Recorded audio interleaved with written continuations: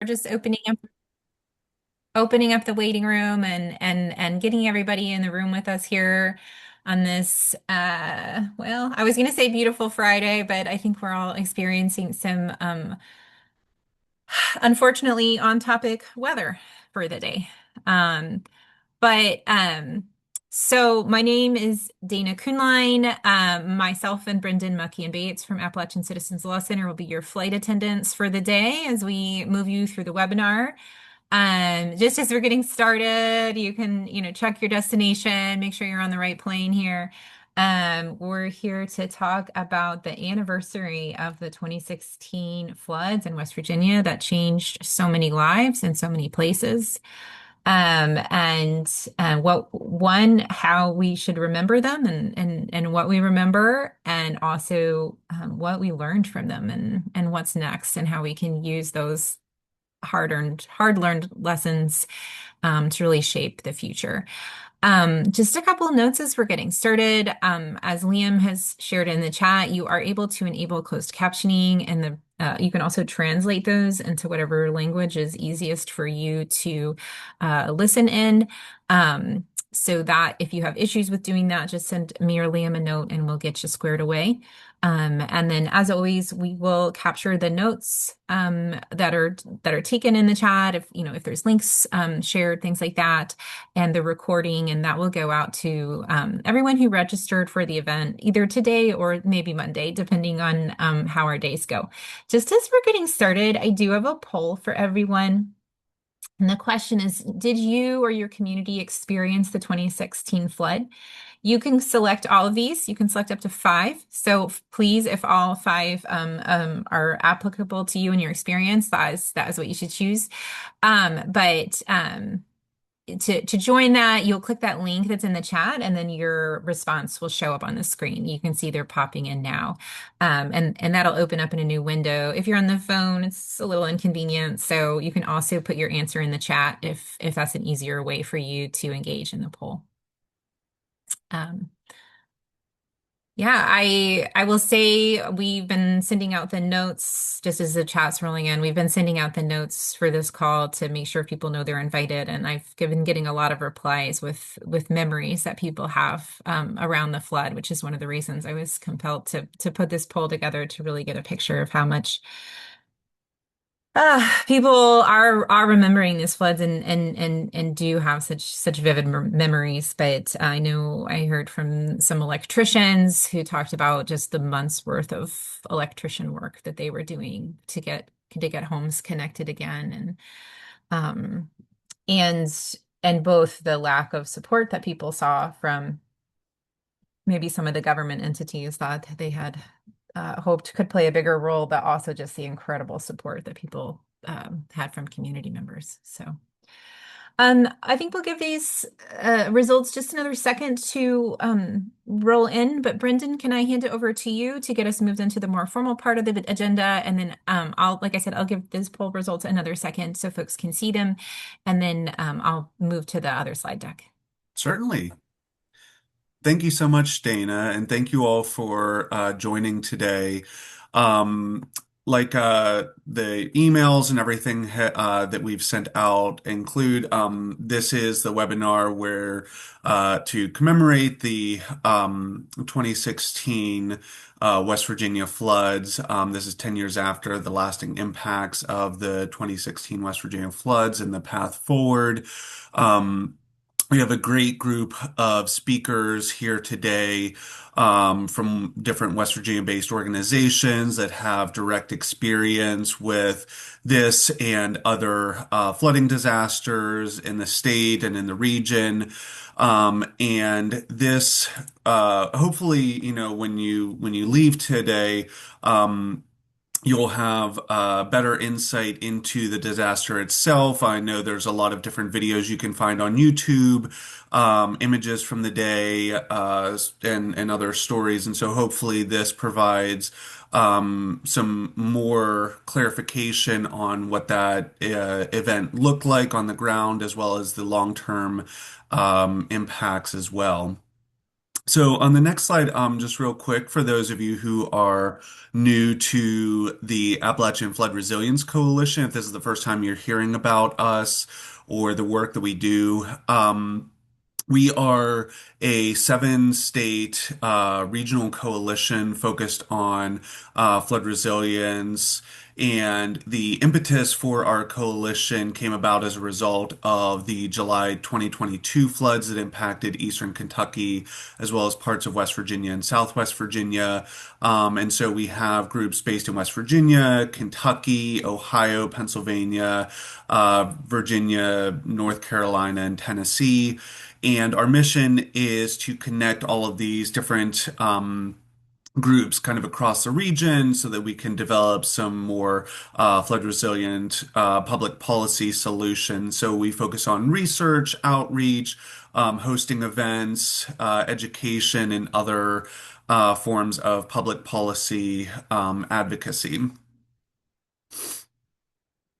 On the next slide, so again, this is covering the West Virginia Thousand Year Flooding event.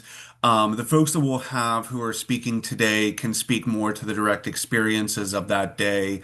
I remember, June 2016, my wife and I were celebrating our 1 year anniversary. We lived in Morgantown at the time. We were getting ready to welcome our first child into the world, and just turning on the news and seeing the severe flooding disasters, and kind of not knowing like what was happening at the time. Getting word out, I think immediately.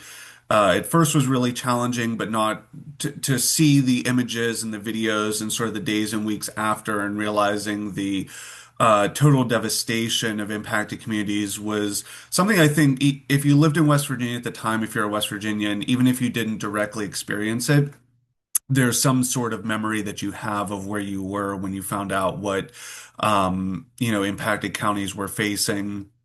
Later in the presentation, Autumn Crow from West Virginia Rivers Coalition will be talking a bit more about sort of the science behind these things that are called, rivers in the sky, and sort of why the Appalachian region is very much at risk of these increased 1 in 1,000 year flooding disasters that are occurring much more frequently than 1 in 1,000 years, unfortunately. And so. On the next slide, just real quick before I introduce the speakers, for those of you who are not from West Virginia or not, doing work in the region, these are the impacted counties that we'll be talking about primarily. You have Kanawha County, where the capital of Charleston is located. Clay County and Nicholas County, sort of in the northeast, that were hammered pretty hard by this flood, as well as Fayette and Raleigh County as well, and then Greenbrier, specifically, where most of the devastation occurred and where we'll be focusing a lot of the webinar today. So just to kind of put that into perspective, this is where most of the significant flooding from the 2 day event occurred. But with that, I want to make sure we have enough time for our speakers. So today we have three different speakers. Dave Lumsden is the board chair of West Virginia VOAD, Volunteer Organizations Active in Disasters. Autumn Crow is with West Virginia Rivers Coalition and is currently the deputy director of West Virginia Rivers. And Laura Pierce is with Catholic Charities West Virginia as a disaster service specialist. And so, as I mentioned, each of these different speakers today bring a wide range of direct experience, both in this event and others as well. So first, I will turn it over to Dave to talk about his experiences about the localized impacts of major flooding disasters in the county. So, Dave, the floor is yours.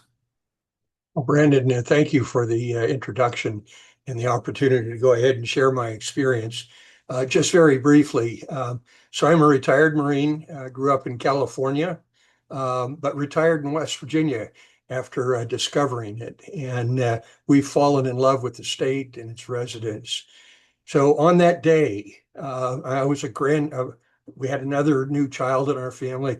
A grandson was born, and we were watching floodwaters come up and wondering whether or not my daughter and her husband were going to be able to get back in from a well baby check.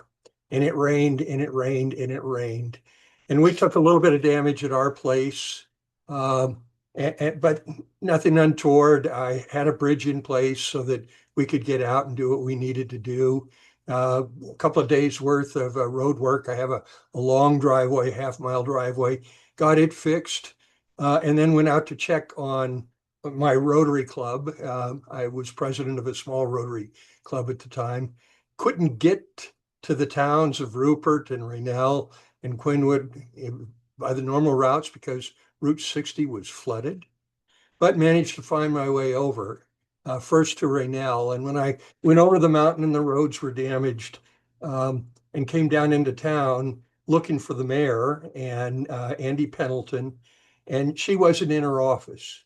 She was doing what mayors in these situations always do. She was out with her constituents, consoling them, hugging, crying, and all of the emotional things that you would expect to see there. The picture that you see on your screen right now, that's Main Street. And you see that raft being towed to different places and the search dogs. That disaster, we had 23 deaths in West Virginia, 14 in Greenbrier County, some of those in Raynell, some in Rupert, some over in White Sulphur Springs. Next slide, please.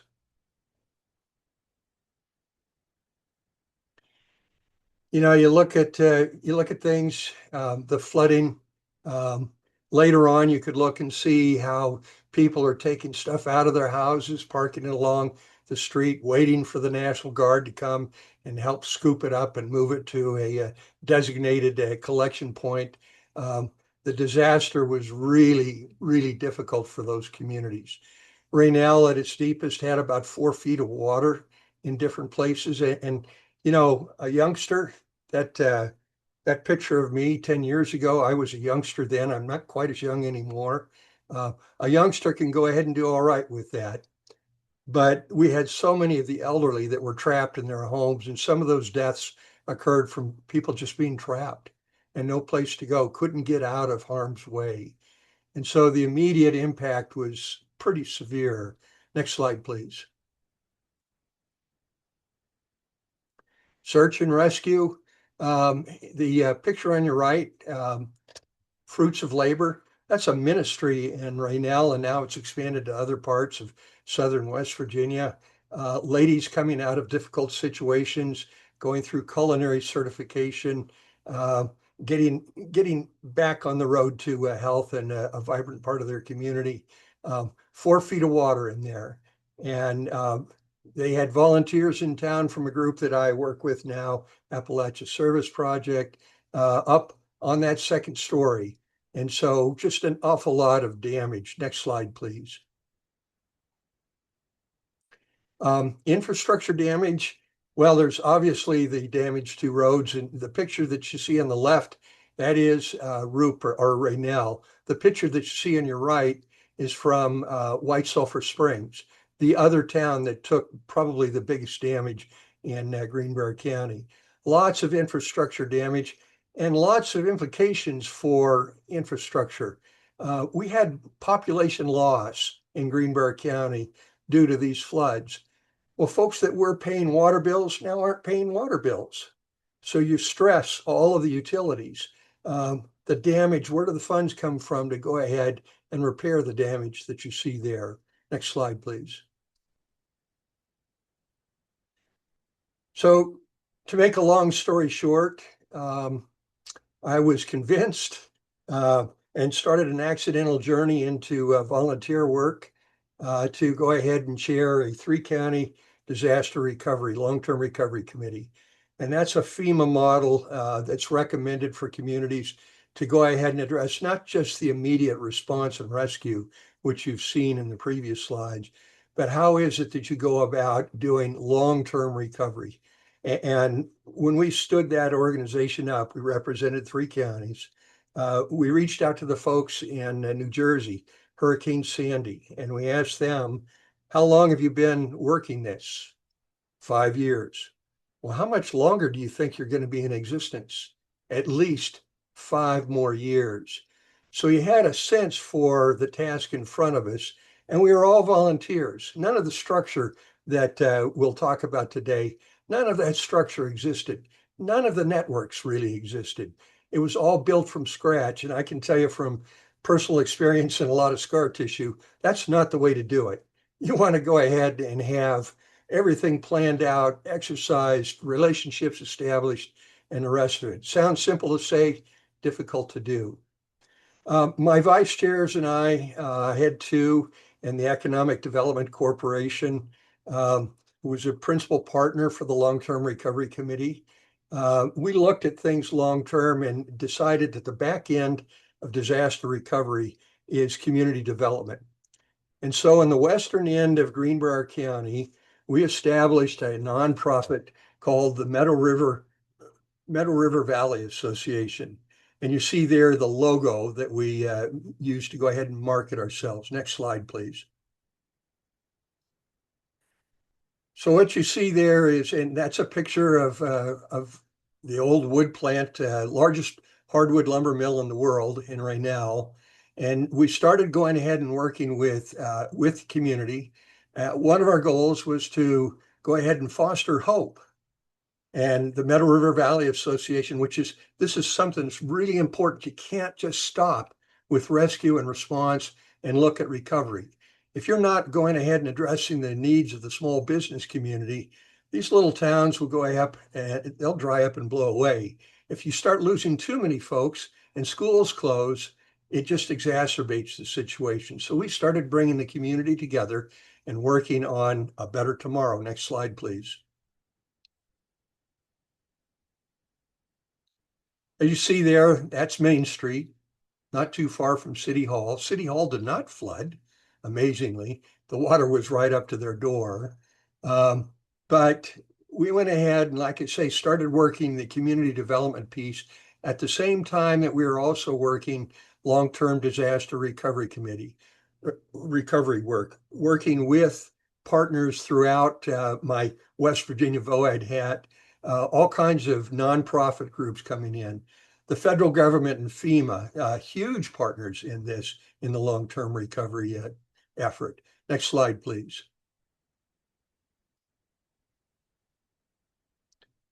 And I guess one of the things that I would talk about is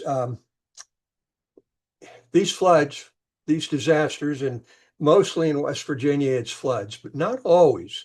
We had a chemical spill in the Elk River feeding Charleston about 7 or 8 years ago, and it was a big disaster.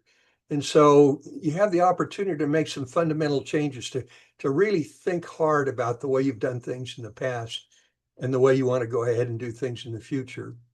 I mentioned the establishment of the Greater Greenbrier Long-Term Recovery Committee. I mentioned the needs for community development. And so we established a nonprofit to go ahead and start doing that community collaboration. Next slide, please. And some of the partners, and this is just a small sampling. Those are the local partners. If you come and you look at the statewide effort for disaster recovery, it's a big number of partners, both at the state level, and then you get national partners as well. Next slide, please. We have one of our principal projects, the principal project initially for the Meadow River Valley Association, was a school that had been built in the early 1940s. It was the Rupert High School, which became the Rupert Elementary School during the flood. It took some minor damage. They got it fixed back up in time for school to start the following August. But through federal and state funding, we were able to go ahead and start building a new elementary school. And I can't overstress the importance of having schools stay open in communities to keep the communities viable. We petitioned county schools to go ahead and give us that campus, and they did. Be careful what you ask for, you might get it. And so we had two partners initially, the Meadow River Valley Early Childhood Learning Center and also the Rupert Volunteer Fire Department. So we went ahead working with them after the county schools gave us the campus. The fire department got their helicopter pad for medevacs. That was important. We were working with the Robert C. Byrd Clinic to improve medical services in the Rupert and Western Greenbrier area. I mentioned the Early Learning Center that's established. Marvel, if you will, is still out there, still running at capacity to go ahead and do early learning and also child care. I'll show you a picture here in just a moment of what we're doing for affordable housing. Embedded in not only the Marvel program, but also with the housing program, there are nutritional programs. The gymnasium went to another nonprofit for wellness programs. And then finally, it's just overall family support. Up until recently, we had a family support center there. Next slide, please. That is the old Rupert Elementary School. The building on the left is the gymnasium. The three-story building you see in front of you was renovated. I have years invested in that. And then the white metal buildings behind, that's the Early Childhood Learning Center. So that's just a very brief snapshot of the community development that's occurred after the flood in Western Greenbrier County. I really don't have time to get into what's gone on with White Sulphur Springs, but there's been a renaissance go on there. Their main street was flooded, businesses damaged, businesses closed.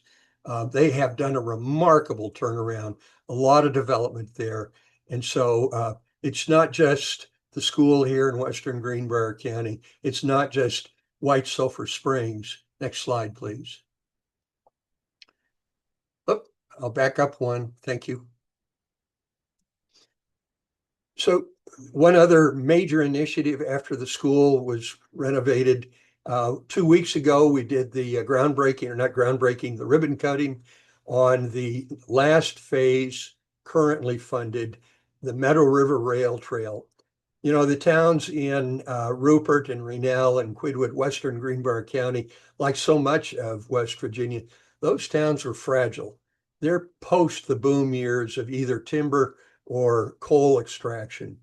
And so that fragility helped exacerbate the problems with when the floods came. But with initiatives like the rail trail, we're already seeing economic impact from folks coming in to go ahead and ride their bikes or walk that trail. It's a two-county effort right now. It'll probably grow and bring in some other counties. That initiative is being extended, I believe, to the Gauley River Basin. And at some point, it'll loop in with some of the other trails that are out there. So I'll go ahead and close with what's West Virginia VOAD, which I'm now, as of last week, the immediate past chair of West Virginia VOAD. West Virginia VOAD going into this disaster in 2016 was about 1.5 people. A lady who had a real passion for it and a part-time volunteer. Over the next 5 years, it ballooned big time. We had an enormous amount of federal funding came in, and we grew to almost 50 people. And community development block grants and HUD, that's going to be a big part of our future, I hope. The housing bill that Congress has passed, and we're waiting for the president to sign, has CDBG funding in there, and we're really looking forward to taking advantage of that opportunity. And now West Virginia VOAD has shrunk back down, and we've parsed out to our partners, our members, a lot of the resources that we had then. So the collaboration between West Virginia VOAD and its membership has grown. It's more important than ever. The strength of West Virginia VOAD isn't our staff. It isn't the board of directors. It's our membership overall. And with that, Brendan, I'll go ahead and pass it back to you. And I thank the opportunity to go ahead and speak with your group today. No, thank you so much, Dave. I mean, your direct experiences and always hearing you talk about that event are always so impactful. And I think, like you had mentioned, prior to the disaster, there's all this network that West Virginians are good at finding each other. We're good at helping each other in a pinch. We're always, ready to provide that level of volunteerism that I think that you mentioned so aptly is so critically necessary. And having looked at, the population decline in the county, the impacts of poverty as a result of that disaster, and when you see something like that up close, it feels like there's no way we're ever going to get out of this.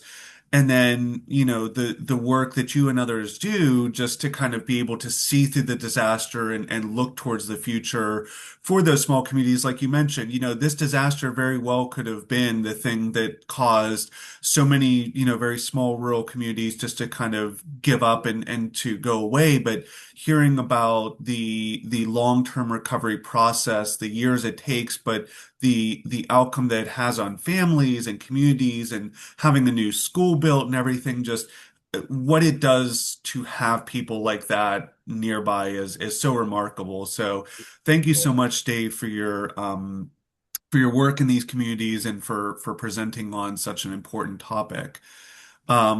Now I'm going to turn it over to Autumn Crow with West Virginia Rivers to talk a little bit about some of the environmental impacts, as well as better understanding the result of some of these floods nearby. So, Autumn, the floor is yours. Thanks, Brennan, and thanks for having me on today. 10 years ago, I had just moved back to West Virginia and I had just started at West Virginia Rivers Coalition. David was mentioning how big West Virginia VOAD had grown in the past 10 years. We were a staff of 3 at that time, and now we've grown to a staff of 15. Advocating for clean water for all for across West Virginia. So in June of 2016, I was sitting at my desk at the Greenbrier Watershed office where we had a co-working space and just watching these events unfold on Facebook and on teleconferences with people across the state. And I just remember getting off the call and we were like, everybody stay safe. And seeing, this picture was from my friend Kim, who was living in White Sulphur. And thankfully, her and her neighbor were able to get on top of their roof and survive while so many of her neighbors perished as the floodwaters rose so quickly. Go ahead and go to the next slide. And so in the immediate aftermath, I was planning a wedding that summer. And for my bachelorette party, we were supposed to go floating down the New River. And that was not possible anymore because there was refrigerators floating down the New River at the time. So instead, we joined together and helped some friends muck out their house on the Meadow River.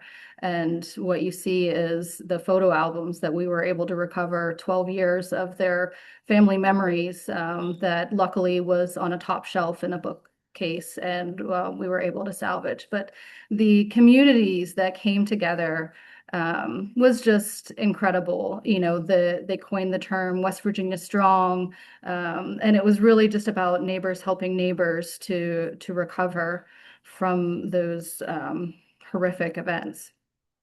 Next slide. And so why are we getting these floods in West Virginia, these extreme floods? West Virginia is just highly susceptible to flooding. We have very mountainous terrain, steep slopes, highly erodible soils. And so because of that mountainous terrain, a lot of our infrastructure is built in the river valleys. And so not only are, we highly susceptible with all of the waterways in these down in the hollers, but, when we have a big rain event, there's nowhere for the water to go other than in those creek valleys.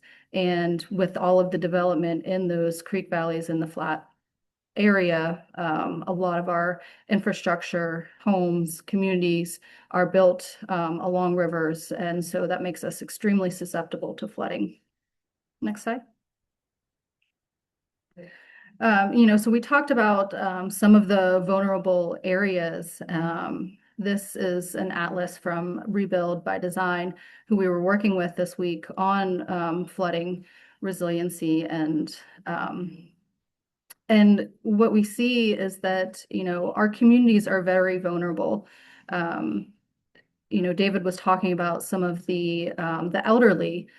So we have elderly community members, disabled community members, poor communities, and it makes it a lot harder for them to recover from disasters when they are already experiencing inequities. Next slide. So there there's a lot of studies and a lot of research that have come out in over the decades about climate change. And what we're seeing is that, as we continue to rely on fossil fuels, that is contributing more and more greenhouse gases to the atmosphere. And those greenhouse gases are changing they're changing the weather patterns, they're changing the jet streams, they're warming the oceans, and all of those factors are contributing to more extreme weather events. So we have these atmospheric rivers now in the sky where that's what we experienced in the 2016 flood, where it just dropped an enormous amount of rainfall over a short period of time. And unfortunately, those occurrences are going to continue.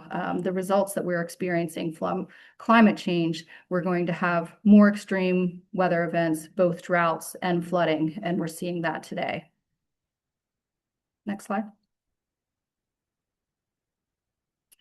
So, some of and these conclusions are, from all types of research groups, NOAA, federal agencies.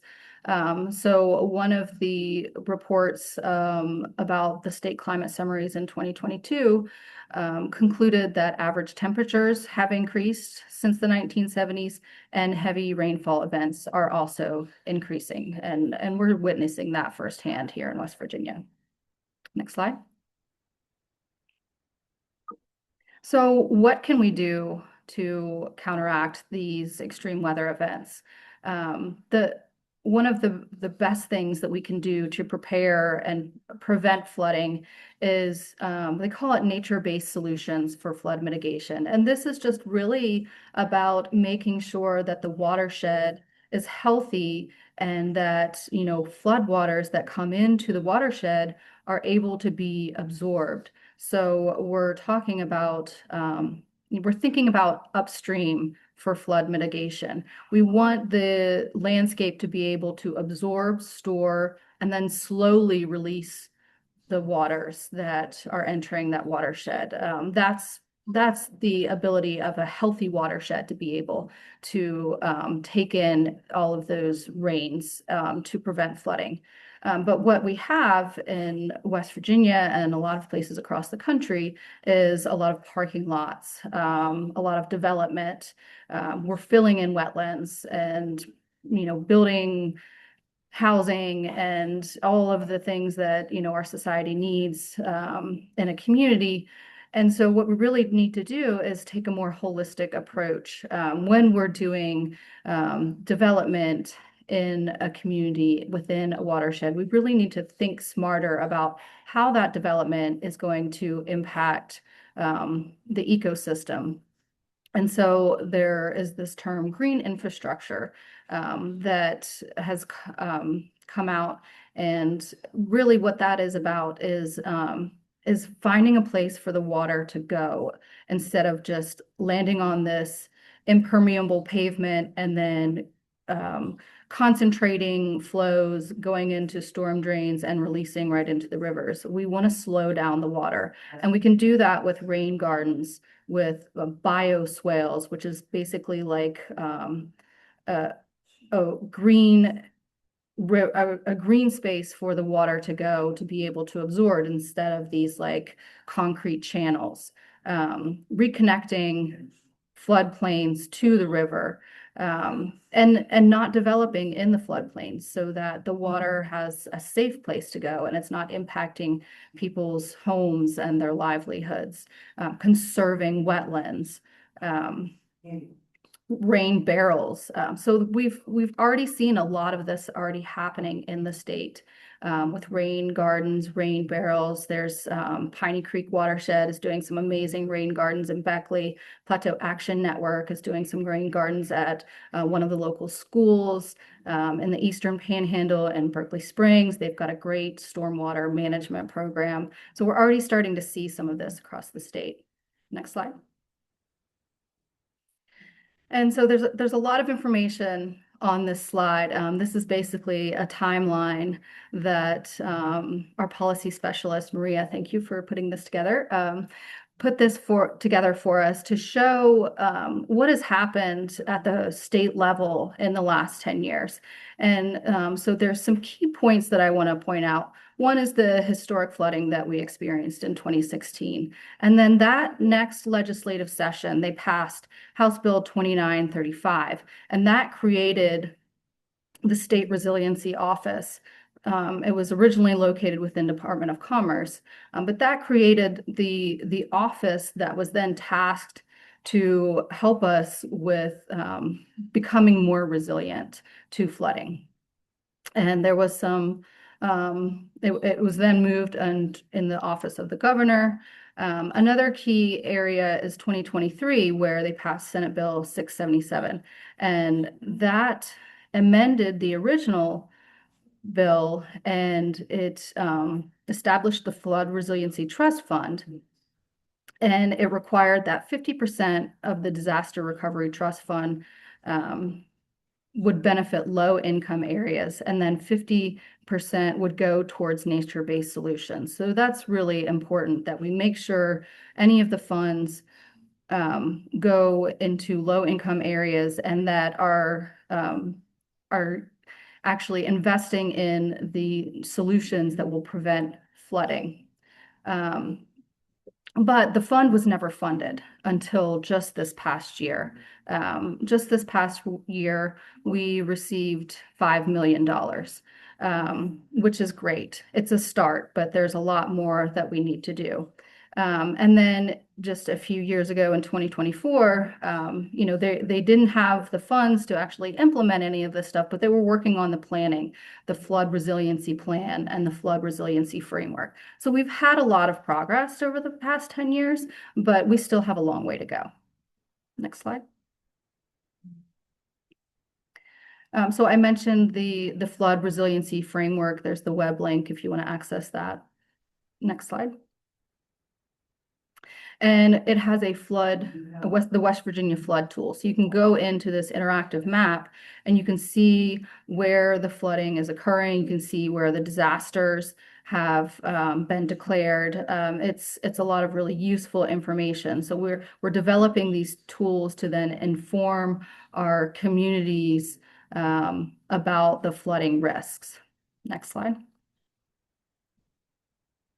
And, we've got a lot of the universities in this state doing some really amazing work, Mountain Hydrology Lab, the Center for Resilient Communities, the Appalachian Resiliency Center. So these groups at the universities are doing some really great work around flooding, and I'm excited to see what comes out of some of the research that they're doing. Next slide.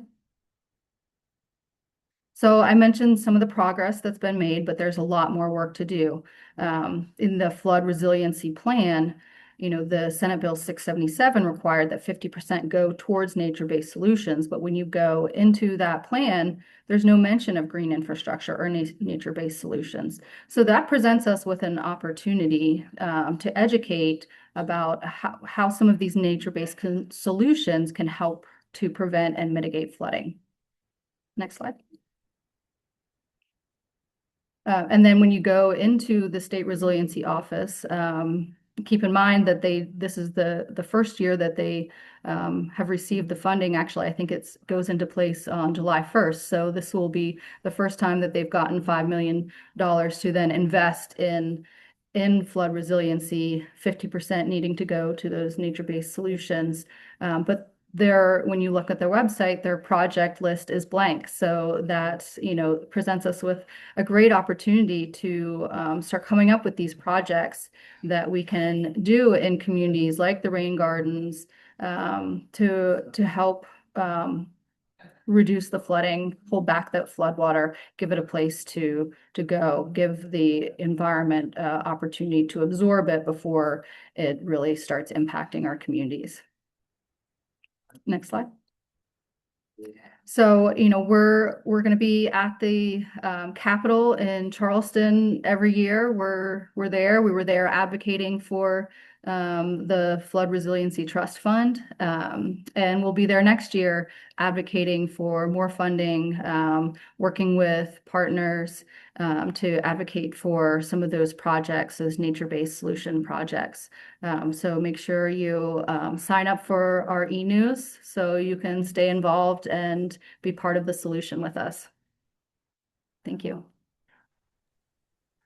Thank you so much, Autumn. That was really, really insightful. I always love, whenever I get to partner with West Virginia Rivers on things like this, because you all always have just such a depth of knowledge, from everything from environmental policy to state advocacy to local work. I mean, it's just incredible. So, I think both your personal experience that you mentioned, as well as the work that Rivers is doing currently, 10 years later, and that timeline is very helpful for people to see what that process looks like. The disaster hits, and it's not just an immediate, legislators jump up and say, how do we help? It can take a very long process of advocacy work to kind of get to where we are now. And there's still so much work to do, but that catalyst really, really drove a lot of these initial conversations and the work that all of these different groups have done. So thank you so much for that presentation. So we'll finish up this webinar with a presentation from Laura Pierce with Catholic Charities West Virginia, talking about what the state of disaster recovery in West Virginia looks like today. So Laura, the floor is yours. Thank you. I appreciate that introduction, Brendan, and appreciate the invitation to be on the call and share from Catholic Charities West Virginia with an update on the current state of disasters, unmet needs, and long-term recovery in West Virginia. I am a lifelong resident of West Virginia, living in Kanawha County. I grew up along the Coal River and have certainly seen my share of flooding along that river. We were a little bit higher up across the railroad tracks, so our home was actually not flooded, but have seen it up and down that river for many years. Today, I'm reminded as more storms roll through, the 2016 flood, our involvement with that. Catholic Charities has historically supported long-term efforts as a funder. So this allowed us an opportunity to be on the ground with local communities at long-term recovery unmet needs meetings. For those who may not know, an unmet needs meeting brings together case managers and funders. Case managers present their cases of unmet needs, and then funders can commit to that funding. So it was really on the ground work, hearing those cases. We were blessed to have funding opportunity to be able to support them. Of course, those long-term recovery committees have since came and gone. A few, like Greenbrier County with Dave Lumsden, have stayed active through other organizations. That event was an 8 to 10 year predicted recovery. So we're in year 10. And while there may not be long-term recovery groups or disaster case managers, there is still a West Virginia has a HUD, CDBG disaster relief program still active. It was a 3-phase funding program. They addressed houses, bridges, and then economic redevelopment, which that's the 3rd phase they're currently in. And it does have a reporting end date of 2018. So a lot of people learned from that event what long-term recovery can look like. And as we look back on the 10 years since the 2016 flood, I think it's crucial to note what West Virginia has experienced in terms of storm events between 2016 and 2026. In those 10 years, according to the National Weather Service, we've experienced 1,052 flood events, 913 flash flood events, and in the last few years, we experienced a significant surge of tornado activity with a record of 20 documented tornadoes in 2024. So we've learned that the long-term disaster impacts in West Virginia, it highlights a lot of the disparities between the wealthy and our rural population.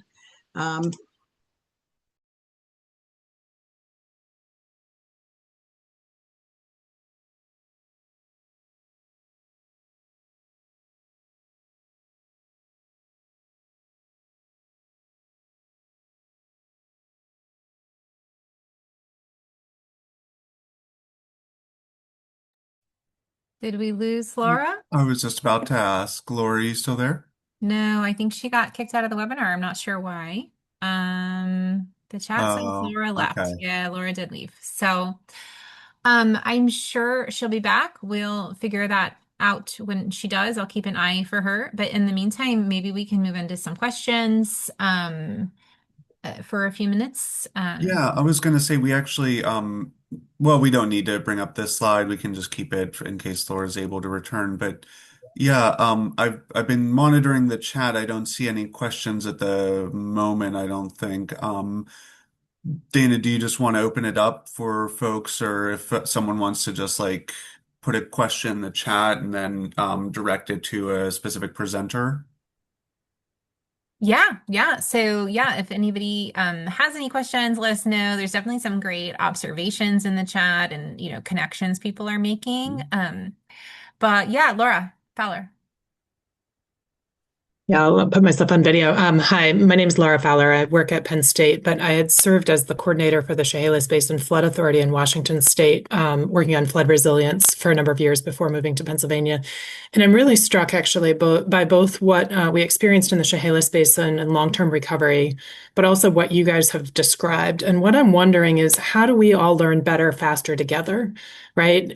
You guys have been through the crucible of incredibly hard and challenging situations that are going to continue, and really great, David, what you were describing with the community resilience kind of approach. Loved seeing that. How do we share those insights so that we're not all reinventing the wheel one by one, community or state by state? I guess is the question that I'm raising to everybody.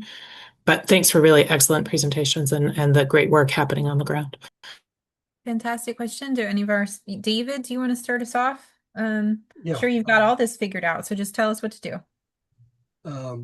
So I mentioned the scar tissue from this last 10 years and the growth that I've had personally getting into volunteer work. It's a little different than being a Marine. One of the things that's different between now and 10 years ago, and I would encourage folks to look up and become familiar with National VOED. Every state has a voluntary organization active in disaster. Some of them have subsets and have organized a little differently. But one of the things that comes from that is we've managed to codify lessons learned. And so in 2016, we were making it up as we went along. And that's certainly not the way to go ahead and approach disasters. We're much better now, not only within West Virginia, but I would say across the country with just the knowledge and the rest of that. So being able to capture those lessons learned and develop best practices is a huge part of how we go ahead and keep from reinventing the wheel. There's a construct called COADs, community organizations active in disaster. Some folks have formalized COADs. It doesn't have to be formal. It's establishing a network in the community, building on existing networks, bringing them together, and occasionally having that talk about, well, if this happened, who's doing what? And you can do that at the local level. Your local emergency planning councils can go ahead and help facilitate that. So I'll stop there. It's just a lot of work in the last 10 years, a lot of growth in the tools, policies, procedures, and lessons learned. Yeah, that's wonderful. I have a resource I may also grab in just a minute that just came out that has some of those questions that community groups and community members can just ask themselves, what are we going to do if this happens? What do we know? Um, so that's so important. If I can, just a quick follow-up. I Yeah. believe that Dr. Jamie Shin is on the webinar, and Jamie headed an effort. I got to participate along with the State Resiliency Office, the Tech Center at WVU to go ahead and develop that resiliency framework. And so, just as an example, the tools are out there. They're better than they've ever been before. A lot of web-based applications that can really facilitate disaster recovery. Those things are important and they make a real difference. But I would also go ahead and one last thought. Resilience has to be the term du jour. I can't tell you the number of initiatives that I'm touching right now that have resilience somewhere in their title or in their charter. And to the extent that we can all get together, perhaps everybody that has interest in the term resilience or has activity, we need to get together, and not just at the West Virginia level. How is it that you go ahead and bring resilience across the region? National VOED has regions. We're in Region 3. How is it that you can go ahead and do it nationally? National VOED's annual conference. Last year it was in Reno. I'm not sure where it's going to be this next year. So a lot of progress on stuff, but all it does is it reduces the pain. It doesn't eliminate it. It shortens the amount of pain, but it doesn't eliminate it. And the pain's going to be there. And it's just tough dealing with these disasters. Yeah. Um, there's a question in the chat about any good case studies of green infrastructure improving flood resiliency in West Virginia. And so I might turn that one to Autumn. And then also, Autumn, if you have any reflections on the previous question, which is, how can we, kind of prevent learning the hard way over and over again, to love your reflection on either of those. Yeah, and thanks for posing that question, Frank. We have a lot of really good case studies of green infrastructure, but I don't know that we have case studies that actually demonstrates with the data of like the ability of it to promote flood resiliency. And so, I think that's perhaps a project. If you're interested, we can get our senior scientists involved in looking at some of the green infrastructure that's in West Virginia, and looking at the flood, any flood data that we have before that green infrastructure and after. And that's a great example of the resources that we need in this state in order to address flood resiliency. Some of the projects in Chesapeake Bay, they have a lot of funding to implement these green infrastructure projects. And right now we're trying to get a similar funding stream for the Ohio River Basin. So getting federal funding that would then help to implement green infrastructure projects. And going back to that previous question, the lessons learned is that we need the resources to be able to respond to disasters. We need more resources to be able to prevent disasters, because we know they're going to keep coming. And so, making sure that we have a fully funded FEMA at the federal level, making sure that we have a lot of money in the Flood Resiliency Trust Fund and the Disaster Recovery Trust Fund. So we just need to make sure that our lawmakers are putting the resources where they're most needed. Yeah, I know, Brendan and I, and other folks on this call, we do, outreach to community partners about the federal policy work we do. And one thing we hear over and over again is people know what they need. They have a pretty good sense of exactly what they need. They just don't have the funding for it. And so, yes, it's good to have the studies that prove that these policies work, that you can save so much money in the long run by, kind of preventing harm versus by increasing the water absorption, things like that. But at the end of the day, I think, gosh, there's so many communities that know exactly what they need. They know exactly where the vulnerable points are, where the water needs to be absorbed the most, where it floods over and over again and how to fix it. They just don't have the resources to do that, which is a special kind of really nightmarishness, I think. So thank you for all your work on that, Autumn. And great examples of case studies that are forthcoming and in the Western North Carolina context, which is getting out unbelievably a couple years out. And yeah, we actually have been there's a note about flood warnings in the chat, and we were wanting to do a webinar in a couple months about flood warning systems and what we can learn about them, and particularly in the rural context.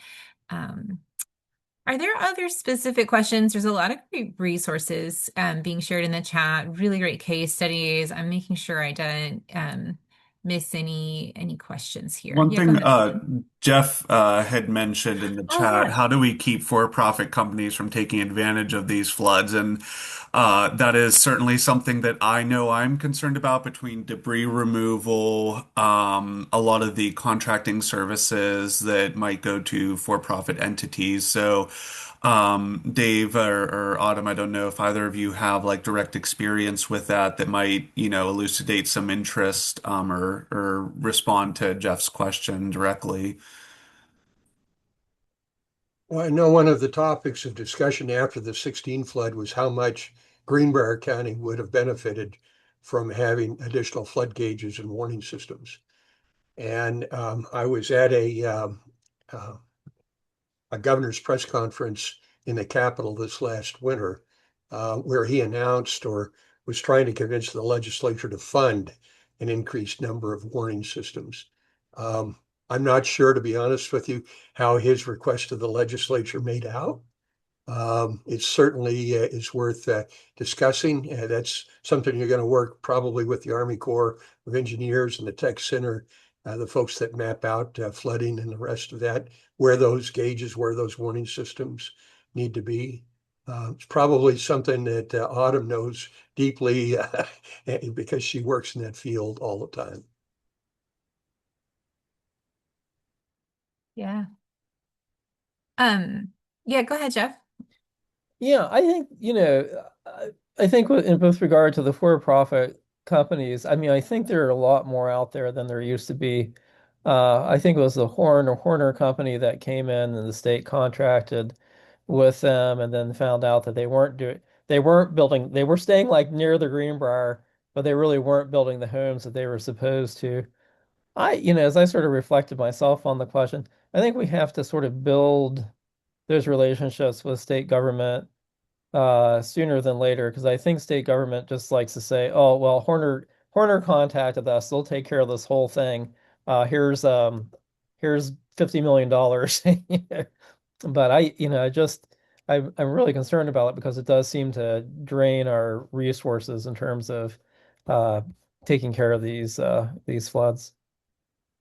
Yeah, absolutely. Well, and I think, so many of the impacts of the floods is the loss to local businesses and local economy. And yet when we have those extreme emergency moments and we're looking at mutual aid, there's a lot of money that's going to Home Depot and Walmart, which is not necessarily a bad thing, but that's leaving the community. We do have Laura back. We are at the hour.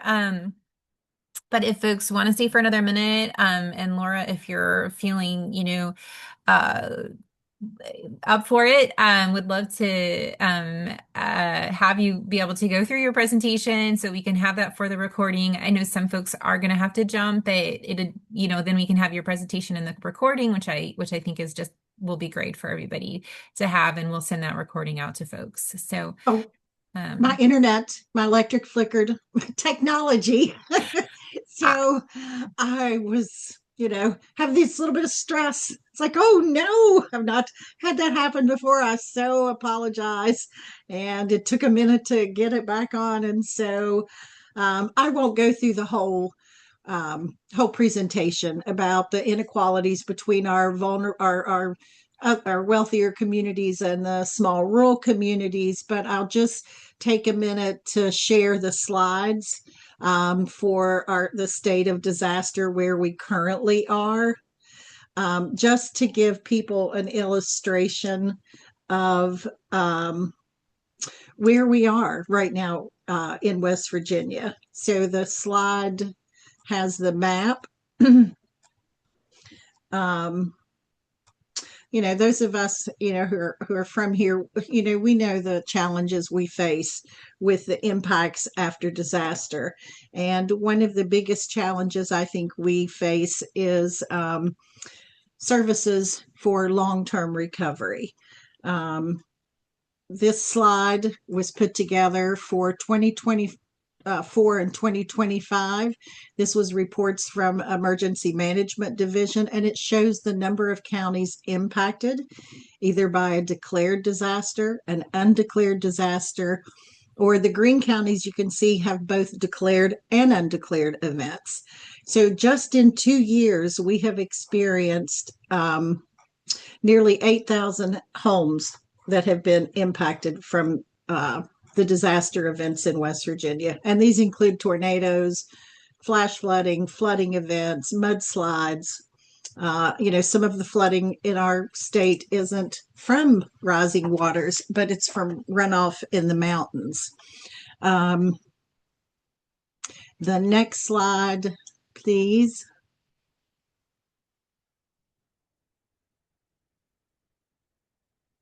Oh, I think there was one before that, or the next one.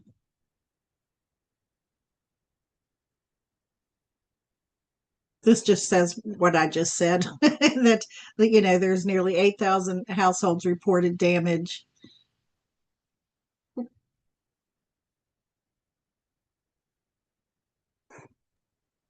I think it might be the one right after. There's a timeline after that one.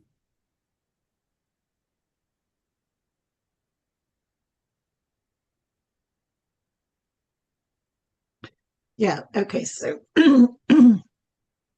so this shows the undeclared disasters in West Virginia, as opposed to just the other slide who had the declared events. So with all of this, we realize really one of the greatest needs is, again, long-term recovery. To respond to the need of providing trained disaster case managers, which are crucial for long-term recovery. Catholic Charities is doing disaster case management training across the state. We have a 3-year grant. We've got 50 trained so far. Hope that this will have a lasting impact and be beneficial, not just to the declared events, but we just had a recent flood event, another storm coming in now. So getting long-term disaster case management is crucial. The quicker we get started, the earlier we can help families recover. The other need that addresses that is for local communities to have cohesiveness with either long-term recovery groups or COADs established. So I'm really thankful for the effort from other organizations, such as Reimagine Appalachia, the Ohio Valley Collective, our West Virginia VOAD office, is always trying to support local communities in better preparing. And recently, the United Way launched their United We Prepare initiative. So I think West Virginia, there's hope on the horizon as we look at long-term recovery. The other initiative is for long-term recovery is not only do we need trained disaster case managers, we need funding.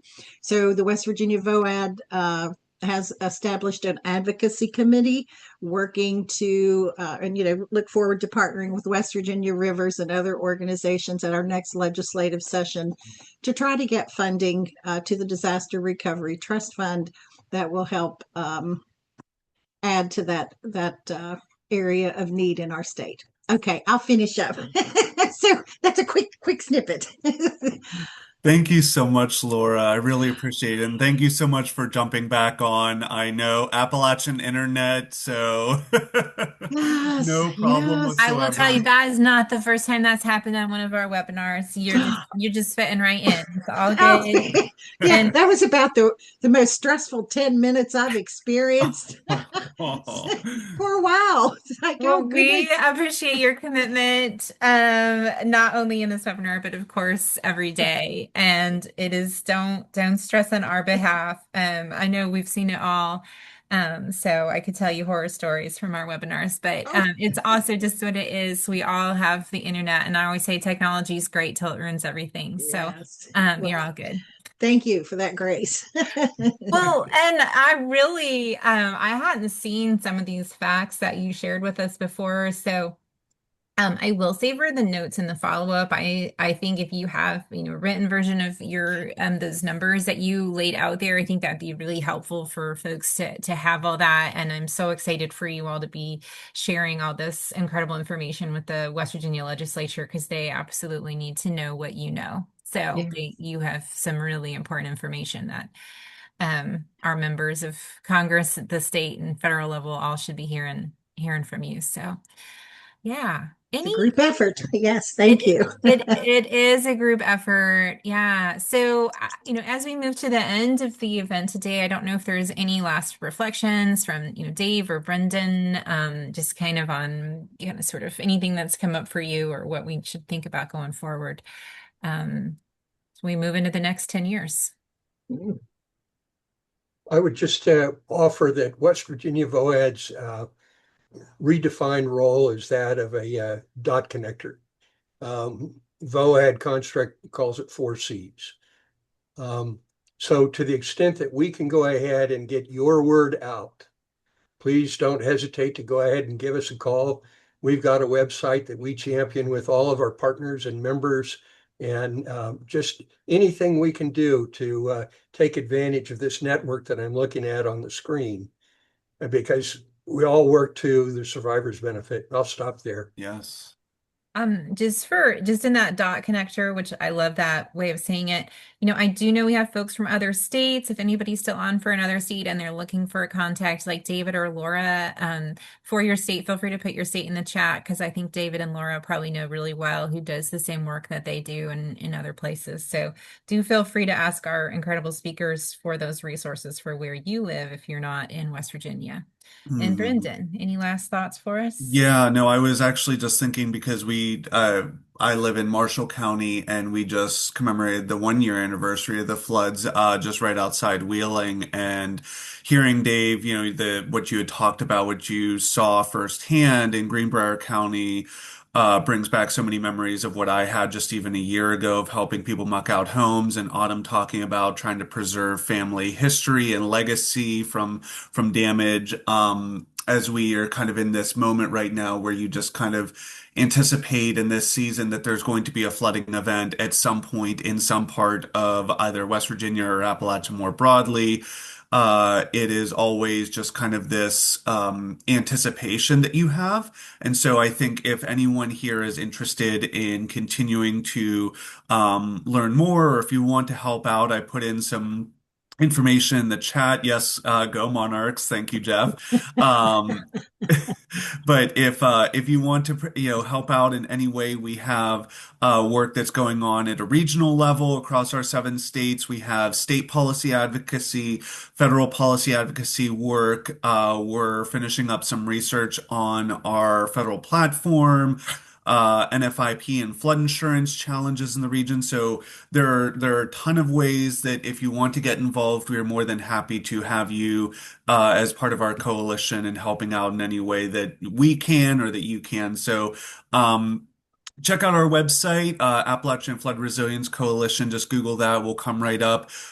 Feel free to send us an email. All of our contact information is available. But I just want to sincerely thank everyone on this Friday afternoon for participating, learning, and joining with us. So I hope everyone has a great Friday, great weekend going into the 4th.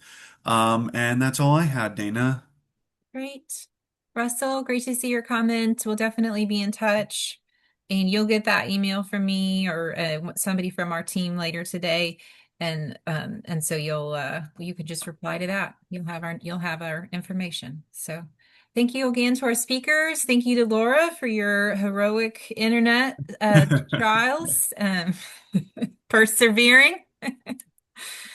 And we appreciate all of y'all. So, and happy 4th to everybody.